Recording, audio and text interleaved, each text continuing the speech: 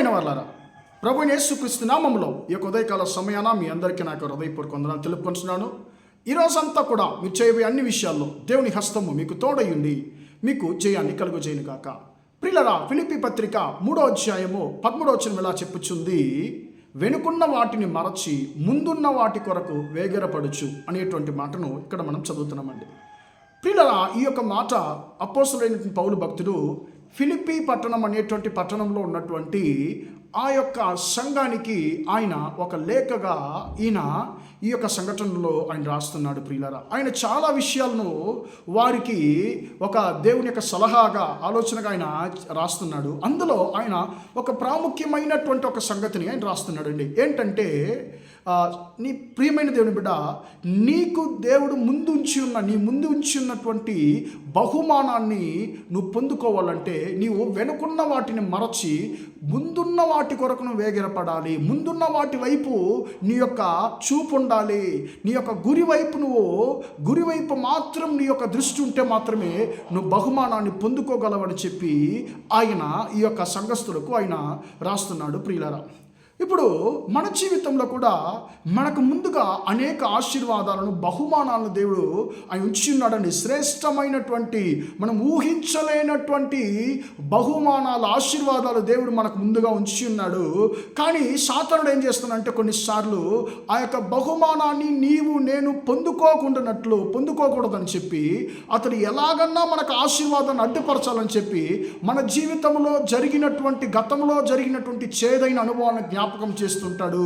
మన జీవితంలో మనం ఇంతకు ముందు రక్షణ పొందడానికి ముందుగా మనం ఎలాంటి పాప క్రియల్లో ఉన్నామో, ఎలాంటి పాప క్రియలకు మనం బానిసలుగా ఉన్నామో వాటన్నిటిని కూడా మన దృష్టిలో సాతానుడు తీసుకొస్తుంటాడు. అప్పుడు మనం అంటాము, నేను పాత వ్యక్తిగా నేను ఉండుంటే, నేను అలాగనే ఉండుంటే నేను ఎలా చేస్తుంటానో తెలుసు అని చెప్పి మనం మళ్ళీ మనం వదిలిపెట్టినటువంటి పాత క్రియలను మనం గుర్తు చేసుకుంటామండి.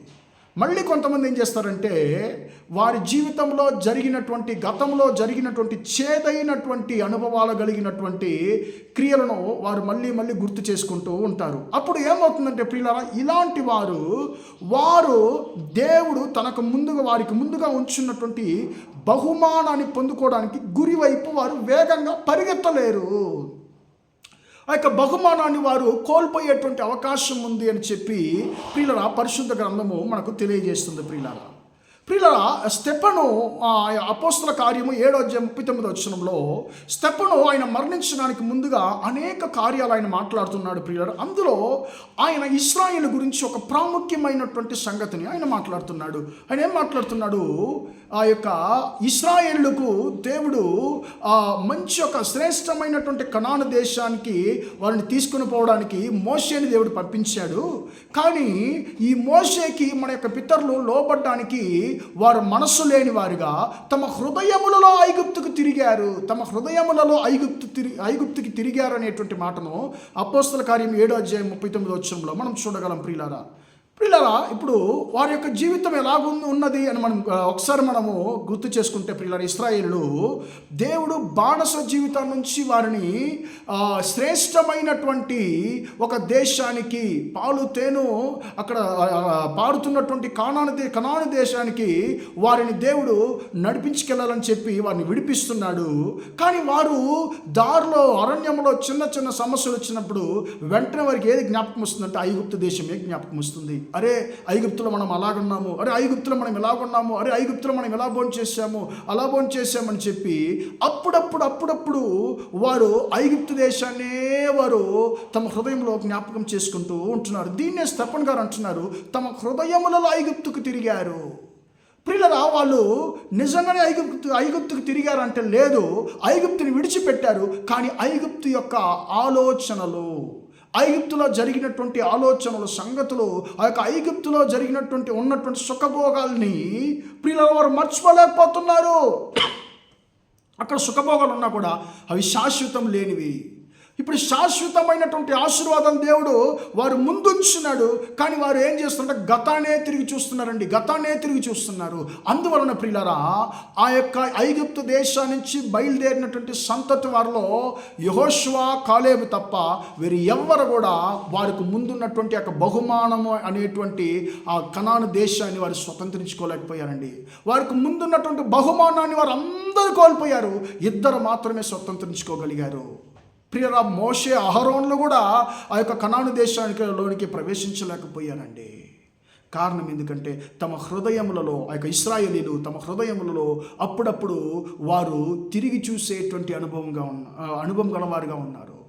ఈ యొక్క పౌలు భక్తుడు ఫిలిప్పీ యొక్క సంఘానికి రాస్తున్నాడు. ఆయన, నీకు ముందున్నటువంటి శ్రేష్టమైనటువంటి బహుమానాన్ని నువ్వు పొందుకోవాలంటే, దేవుడు నీకు ముందు ఉంచి ఉన్నటువంటి శ్రేష్టమైనటువంటి ఆశీర్వాదాలను పొందుకోవాలంటే నీ యొక్క కళ్ళు ఎప్పుడు కూడా వెనకున్న వాటి మీద కాదు, ముందున్న వాటి మీదే ఉండాలి. ముందున్న వాటి కొరకు నువ్వు వేగరపడాలి. నీ యొక్క కళ్ళు, నీ యొక్క దృష్టి నీకు ముందున్నటువంటి బహుమానం వైపే నీ యొక్క గురి ఉండాలని చెప్పి ఆయన తెలియజేస్తున్నాడు. కాబట్టి ప్రియులారా, మనము అప్పుడప్పుడు మనం తిరిగి చూసేటువంటి అనుభవం గలవారిగా ఉన్నట్లయితే, గత పాపక్రియలకు, గతంలో జరిగిన చేదైనటువంటి క్రియలకు మనం అప్పుడప్పుడు మన హృదయాన్ని తిప్పేవారిగా ఉంటే, ఈరోజు దేవుడు అంటున్నాడు, గతాన్ని మర్చిపో, నీ వెనుకున్న వాటిని మర్చిపో, నువ్వు ముందున్న వాటి కొరకు వేగరపడు, నువ్వు ముందున్న వాటి వైపు చూసి నువ్వు పరిగెత్తు, అప్పుడే నీకు ముందున్నటువంటి బహుమానాన్ని నువ్వు పొందుకోగలవని చెప్పి అంటున్నాడు. కాబట్టి ప్రియులారా, మనం దేని వైపు చూసి అడుగుదామయ్యా, నేను వెనుకున్న వాటిని మరచి ముందున్న వాటి కొరకు నేను వేగరపడడానికి సహాయం చేయ్యా అని చెప్పి మనం దేవుని అడుగుదామా? ప్రార్థన చేద్దాం. ప్రేమగల మా తండ్రి, దయగల దేవా, ఇంతవరకు ఈ మాటలు విన్న మీ బిడ్డలు మీరు దీవించండి, ఆశీర్వదించండి తండ్రి. వెనుకున్న వాటిని మరచి ముందున్న వాటి కొరకు వేగిరపడిన వాటి ప్రకారం తండ్రి, మా జీవితంలో తండ్రి మేము వెనుకున్న వాటి వైపు మా యొక్క దృష్టిని తిప్పినప్పుడు తండ్రి, మాకు ముందున్నటువంటి శ్రేష్టమైన ఆశీర్వాదాలు మేము పొందుకోగలేము అని చెప్పి ఈరోజు మాతో మాట్లాడిన కృపను బట్టి నీకు స్తోత్రమయ్యా. తండ్రి, మేము అప్పుడప్పుడు తిరిగి చూసేటువంటి అనుభవం గలవారుగా ఉన్నట్లయితే తండ్రి, మేము అప్పుడప్పుడు తండ్రి గతాన్ని గుర్తు చేసుకునేవారుగా తండ్రి స్తోత్రం, గతంలో జరిగినట్టు మేము చేసిన పాపక్రియలు అప్పుడప్పుడు జ్ఞాపకం తెచ్చుకొని వాటిలో మళ్ళీ మేము వెళ్ళడానికి ప్రయత్నించేవారుగా ఉన్నట్లయితే తండ్రి, ఒకసారి మమ్మల్ని సరిచేయండి, సరిదిద్దండి తండ్రి. యేసు నామంలో తండ్రి, మా యొక్క దృష్టి అంతా కూడా ఇక మీద తండ్రి ఎప్పుడు కూడా ముందున్న గురివైపు మాత్రమే ఉండినట్టు సహాయం చేయని ప్రార్థిస్తున్నాం. ఈరోజు అంతా కూడా తండ్రి మీ బిడ్డలు చేసే అన్ని విషయాల్లో మీ హస్తం తోడిని వారికి జయాన్ని కలుగజేయమని యేసు నామంలో ప్రార్థించి అడిగి వేడుకొంటున్నాను తండ్రి. ఆమేన్, ఆమేన్. ప్రియులారా, దేవుడు మిమ్మల్ని దీవించి ఆశీర్వదించును గాక. Praise the Lord, praise the lord.